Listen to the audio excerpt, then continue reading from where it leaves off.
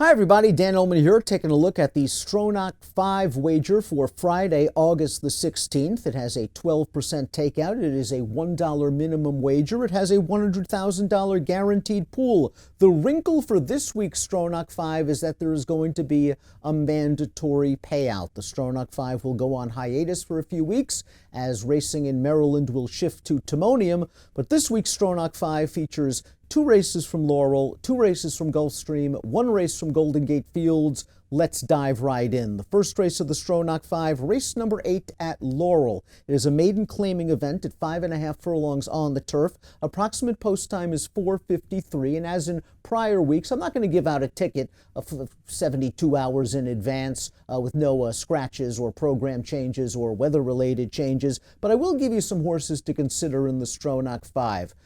I like in race number 8 2 horses, and I'll be keying on them as my A's. And when I say A's, B's, and C's, we urge you to check out the DRF Bets ticket maker application on DRF.com, where you can weigh your wagers according to your opinions. My A's in this race, the 4 Height of the Storm. I usually do not like playing horses cutting back precipitously in distance. This horse is turning back 3 furlongs after faltering in a $40,000 maiden claimer on July the 6th, but he middle moves into the fastest part of the race while wide, and then he tired very badly. I just don't think he wants any part of 2 turns at this point in his career, and there doesn't appear to be a ton of speed in this race, so I don't believe he'll be outsprinted in the early portion of this 5.5 furlong heat. I have to use Height of the Storm, but I also must use the number 6, JUDI Blue Eyes, who is simply the horse to beat based off of her career debut on the turf on June the 29th. It was a race in which she finished ahead of 2 next out winners, and she was arguably the best runner in the field. She was making up ground in mid-stretch, and she steadied terribly in between horses, was forced to alter course down to the rail, and really finished with a lot of gusto. Her most recent race was washed off of the turf. Draw a line through that effort. If JUDI Blue Eyes runs back to her debut, she's going to be very tough. My A's in the first leg are 4 and 6. If I had to use a backup, it would be the number 2, MEGALOMANIA, who returned off a lengthy layoff last time out, finished a solid enough third, and can build off of that performance second off of the bench. But for me, 4 and 6 are A, 2 is a B in the opening leg of this week's Stronach 5. We stay at Laurel for leg B, race number 9, 1 1/16 on the turf. Optional claiming race for fillies and mares 3-year-olds and up. And as we take a look at the field, I think the strength of the field is down towards the inside. The 2 horses I would press are the 1 More Fun Again, the 2 Not in Jeopardy. Let's start with the latter. I liked Not in Jeopardy's last race, so while 1 1/16 might be pushing it a bit from a distance standpoint, this horse did some good work in that race. He was 3 wide around the first turn, 4 wide around the second turn, and then he just couldn't get by the favorite, Frippery, at the wire. It was his best performance to date from a speed figure standpoint, and he looked good doing it as well. He draws a nice inside post position and can work out a trip. The 1 More Fun Again seems very logical. She just earned graded stakes placing at Parks on July the 2nd, and she had to alter course sharply to the far outside when running up into traffic down on the rail at the 3/16 pole. That race was her best from a Beyer speed figure standpoint, but she's on a bit of a long losing streak, and I'm not sure I would want to take her to win as the favorite, but I think in the Stronach 5 you want to use her with the class drop and for the fact that she has run well at Laurel in the past. Again, if I had to use a backup, and I'm not sure if it's a B or a C just yet, it would be the 6, Believe Indeed, who has campaigned in New York, who has campaigned in Southern California, is 19 of 40 lifetime in the exacta, and just looks like a rock-solid runner at this distance. You're going to have to deal with an April layoff, but this horse just worked a bullet in 59. I would use her as a backup, but my A's in this race are 2 and 1 with the 6, Believe Indeed, my B or C. Haven't quite decided yet. We move on to the third leg of the Stronach 5, down at Gulfstream Park. It's race number 8, and it's a 2-turn sprint. About 7.5 furlongs. It's an optional claimer for fillies and mares. For me, this would be my spread in the Stronach 5. I want to use the number 3, Wild Woods Beauty, trying turf for the first time. We've talked about it in last week's Stronach 5.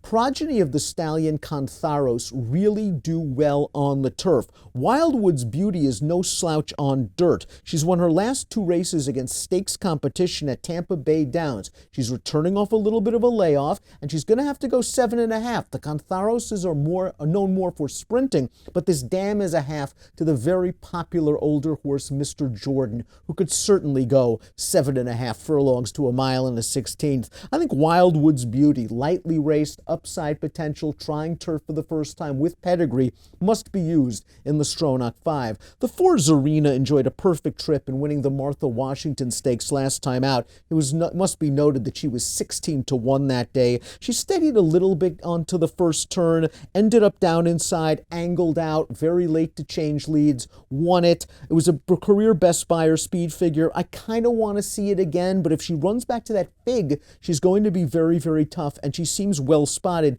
despite being a 3-year-old taking on elders. The number 6 in here is Raven's Lady, and she is taking a big drop in class. Raven's Lady was a group winner in Germany earlier in her career, also a group winner in England. She did some very good things overseas, and she's just been overmatched in her 3 starts in North America, running against graded foes like Vasilika and Beau Recall in significant form. This is a significant class drop for Raven's Lady, and I think 7.5 furlongs is well within her scope. She seems like a very logical contender, as is the number 9, Beechwood Ella, who hasn't been seen since April, but ran really well in the limestone turf sprint at Keeneland. Going 5.5 furlongs, she had to weave her way through traffic in that big, bulky field to finish 4th behind some promising turf sprinters, and she has won at the 7.5 furlong distance, albeit overseas earlier in her career. So this race is the spread. After the 2 A's in the first 2 legs, I would use equal weight,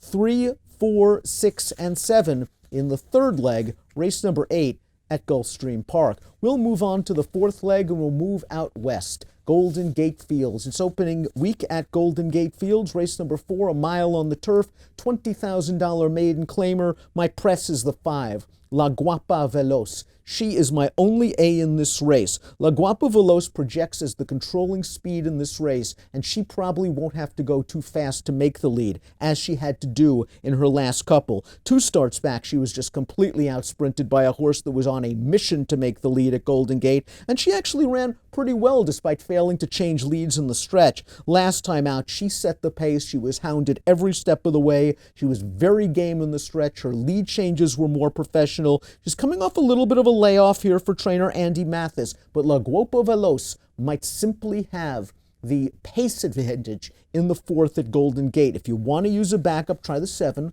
Oligarchy, trying turf for the first time. They ran her on dirt last time out, and she just refused to break as the favorite. That's not a good sign. And she lost a rider 3 starts back. That's not a good sign. So she seems like a very difficult ride. But her race 2 back at Golden Gate on the Tapeta was pretty good, where she tracked the pace inside, came out in the stretch, made a little bit of a run. I think that this horse under Kyle Frey can work out a nice trip sitting 3rd. And if La Guapa Veloz is unable to see out the trip, maybe the 7, Oligarchy, will get it done in her first race on turf. But again, the press, the A, La Guapa Veloz, the B right now, or the C, Oligarchy. We complete the sequence down at Gulfstream, race number 10, 5 furlongs on the turf, a $50,000 maiden claiming event, and a first-time starter really caught my eye. That's the 10, Our Lovely Jewels, by the extremely dependable stallion City Zip. This dam is a half-sister to a Group 3 winner in Italy, a half-sister to a stakes-placed runner on turf in France. This is the family of the Group 1 turf horse Scenic.